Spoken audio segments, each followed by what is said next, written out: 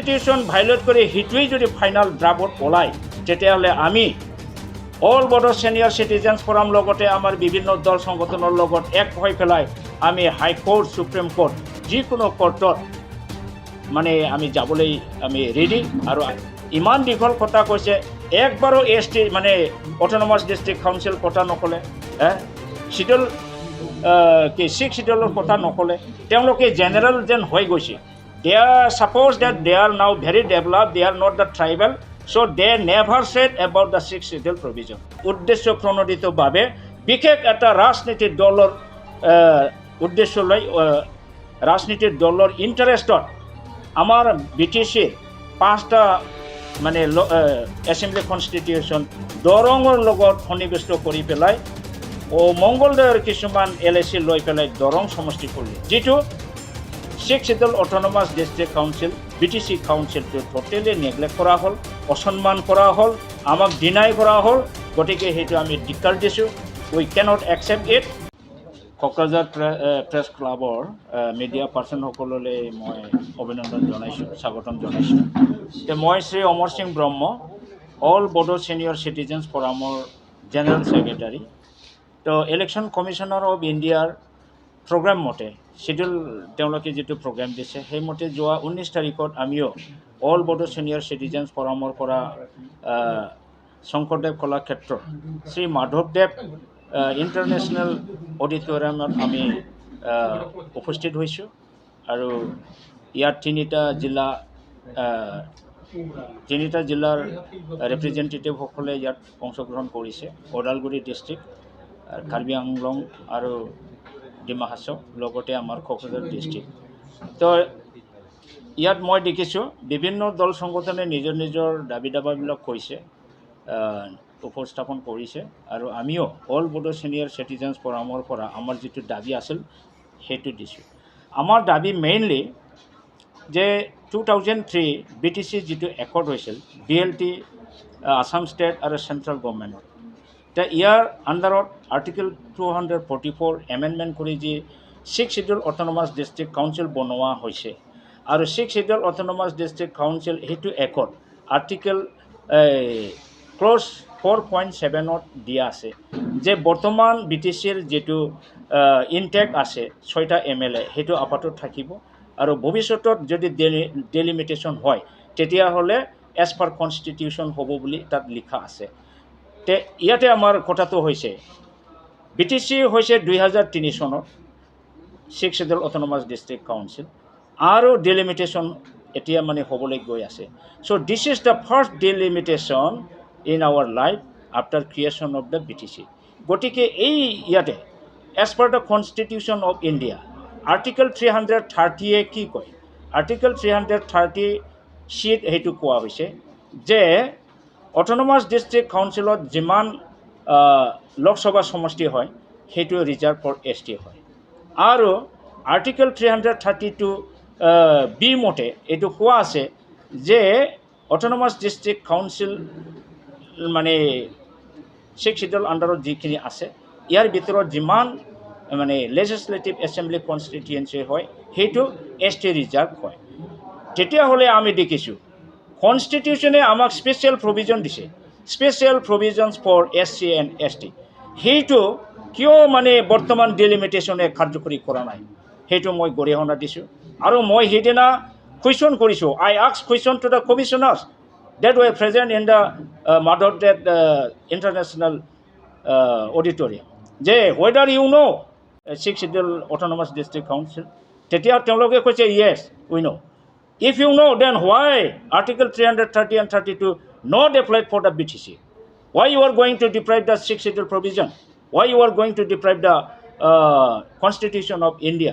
এই ধৰণৰ তেখেতসকলক সাৰ্চ কৰা হৈছে মই সাৰ্চ কৰিছোঁ পিছত ইলেকশন কমিশনাৰে মোৰ এগ্ৰেছিভ কথাটো দেখি পেলাই তেওঁলোকে কৈছে যে আপুনি অলপ মলয়মভাৱে ক'ব পাৰিল হয় বা মলয়ম ক'ব লগা নাই কাৰণ দেখে আমাৰ খোৱা বস্তু তেওঁলোকে বঞ্চিত কৰিবলৈ গৈ আছে BTC 6th schedule autonomous district council একেবাৰে টোটালি তেওঁলোকে ডিনাই কৰিছে অৱহেলিত কৰিছে আমাক মানে অটোনমাস ডিস্ট্ৰিক্ট কাউন্সিল বুলি গণ্যই কৰা নাই এই ক্ষেত্ৰত তেখেতসকলক সন্মান জনোৱাৰ আমাৰ প্ৰশ্নই নুঠে গতিকে আমি আমাৰ সেন্টিমেন্টটো পৰা কৈছোঁ যে as per the Constitution of India, Article 330 and 332, all the assembly constituency 15 numbers that declared in the draft notification should be reserved for ST, and two parliamentary constituency, that is HPC, House of People constituency, Kokrajhar should be reserved under 330 C subclause মতে সেইটো হ'ব লাগে।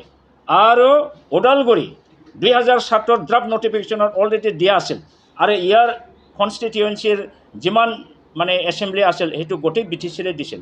2007 draft নটিফিকেশ্যনটো ওদালগুৰিৰ যিটো লোকসভা সমষ্টি দিছিল সেইটো আমাৰ কাৰণে বিৰাট ভাল আছিল।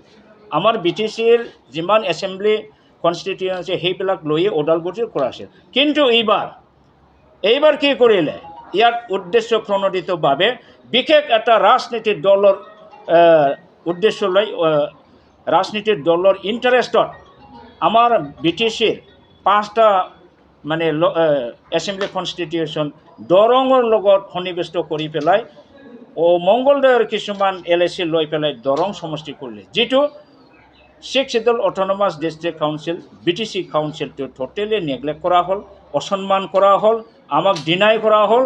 গতিকে সেইটো আমি ধিক্কাৰ দিছোঁ, উই কেনট একচেপ্ট ইট। গতিকে যদি কনষ্টিটিউশ্যন ভাইলেট কৰি সেইটোৱেই যদি ফাইনেল ড্ৰাফ্টত ওলায়, তেতিয়াহ'লে আমি অল বডো ছিনিয়ৰ চিটিজেন্স ফৰাম লগতে আমাৰ বিভিন্ন দল সংগঠনৰ লগত এক হৈ পেলাই আমি হাইকোৰ্ট, সুপ্ৰিম কোৰ্ট, যিকোনো কোৰ্টত মানে আমি যাবলৈ আমি ৰেডি, আৰু আমি সেইটো এনি হাও এই ডেলিমিটেশ্যনটো যেনে তেনে হ'লেও আমি বন্ধ কৰিম, যদি আমাৰ বিচৰা মতে যদি কামটো নহয়। সেইখিনি আমাৰ বক্তব্য। আৰু সিদিনা ইলেকশ্যন কমিশ্যনাৰে অলৰেডি লিষ্ট তৈয়াৰ কৰি দিছে, সেইটো আমি 17-18 তাৰিখতে পাইছে যে কোন হলত কোন ডিষ্ট্ৰিক্ট থাকিব, চিৰিয়েল নাম্বাৰবিলাক কাৰ কাৰ ক্লেইমছ এণ্ড অবজেকশ্যন কি সেইটো অলৰেডি দিয়া আছে। আমি হোৱাটছএপত অলৰেডি পাইছোঁ।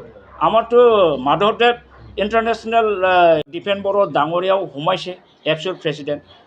তেখেতে আগতে কোনো ধৰণৰ ক্লেইমছ এণ্ড অবজেকশ্যন ছাজেশ্যন এটা মানে যিটো পেপাৰ্ছ দিব লাগিছিল বা এপ্লিকেশ্যন দিব লাগিছিল সেইটো দিয়া নাই। তেখেতে ফোন কৰি এটা সময়ত উঠি পেলাই কথা ক'লে। তেতিয়া ইলেকশ্যন কমিশ্যনাৰ চাম পাণ্ডে তেখেতে ক'লে, who are you, from which organisation you are? The ABSCF. I don't find any papers from ABSCF. You are not submitting any sort of claims and objection to us. So how you are standing? এই ধৰণৰ তেওঁ প্ৰশ্ন খাব লগা হ'ল। পাছত কোনোমতে কথাটো তেওঁ ক'ব দিলে। এনেকৈ তেখেতে ওলাই গৈছে। কাৰণ আপোনালোকে চাব, এতিয়াও আমাৰ হোৱাটছএপত আছে, আমাৰ কোকৰাঝাৰ ডিষ্ট্ৰিক্টত 29টা মানে অৰ্গেনাইজেশ্যন বা সংগঠনবিলাকে ক্লেইমছ এণ্ড অবজেকশ্যন দিছে। তাৰে লাষ্টটো হ'ল 29 নম্বৰ আমাৰ চানচুমা কুংগুৰ বেচমতীয়াৰী দাদাৰ Bodoland spiritual committee on delimitation, সেইটোৱেই লাষ্ট। আৰু চিৰিয়েল নাম্বাৰ 1টো মই আছিলোঁ, অল বডো ছিনিয়ৰ চিটিজেন ফৰামে 1 নম্বৰ মানে ডিষ্ট্ৰিক্টৰ ভিতৰত আমাৰটো আছিল। গতিকে চেণ্ট্ৰেল ABSCF আমাৰ জাতীয় এটা সংগঠন এনেকৈ আনঅথৰাইজভাৱে গৈ গৈছে কথাটো কৈছে কিহৰ ভিত্তিত তেখেতে মাত্ৰ 4টা এছেম্বলি কনষ্টিটিউৱেঞ্চি খুজিব পাৰে। 6টা বোলে আগতে অলৰেডি হোৱা আছে, আৰু আমাক 4টা দিলে হ'ল। কিহৰ বেচিছত মাত্ৰ 10টা খুজে? তেওঁ যুক্তি দিয়কচোন, কি ভিত্তিত তেওঁ 10টা খুজিছে? BTCৰ 40টাৰ ভিতৰত 30টা মানে ST ৰিজাৰ্ভ, আৰু জেনেৰেল ফাৰ্ষ্ট আৰু অপেন ফাৰ্ষ্ট মানে পাৰ্চেণ্টেজ উলিয়ালে 75% STFI BTCত। তেতিয়াহ'লে তেখেতসকলে যুক্তি দিব পাৰে, BTC অট'নমাছ কাউন্সিলত যিহেতুকে আমি ট্ৰাইবেলে 75% পায়, BTC অঞ্চলৰ MLA সমষ্টিও আমি 75% পাব লাগে। তেতিয়াহ'লে পাৰ্চেণ্টেজ উলিয়ালে পোৱা যায় 11.25, মানে মিনিমাম 11টা খুজিব। তেওঁলোকে যুক্তি আছিল, সেইটোও কোৱা নাই। এনেকৈ এটা ডাঙৰ সংগঠন বিনা যুক্তিত, বিনা লজিক, মানে কোনো ভিত্তি নোহোৱাকৈ কথা কোৱাটো আমি মানে দুখ পাইছোঁ আমাৰ ছাত্ৰৰ কাৰণে। তেখেতসকলে ইমান দীঘল কথা কৈছে, একবাৰো ST মানে অট'নমাছ ডিষ্ট্ৰিক্ট কাউন্সিল কথা নক'লে, শিডিউল 6 শিডিউলৰ কথা নক'লে। তেওঁলোকে জেনেৰেল যেন হৈ গৈছে। They are suppose that they are now very developed, they are not the tribal, so they never said about the 6th schedule provision. আৰু আমাৰ কথাটো হৈছে 6 শিডিউলে আমাৰ ৰক্ষা কবচ, 6 শিডিউলৰ আধাৰত যিটো আমাৰ ট্ৰাইবেলসকলৰ সেইটো পালেহে আমি জীয়াই থাকিম, নহ'লে ট্ৰাইবেল জীয়াই নাথাকে। ডেট ইজ ৱাই আমি অল বডো সিনিয়ৰ সিটিজেনে ৰিকুৱেষ্ট কৰিছোঁ election commission of India Indian কনষ্টিটিউশ্যনটো সন্মান জনাই 330 আৰু 332 এইটো এপ্লাই কৰি পেলাই এই যে যেটো ফাইনাল ড্ৰাফ্ট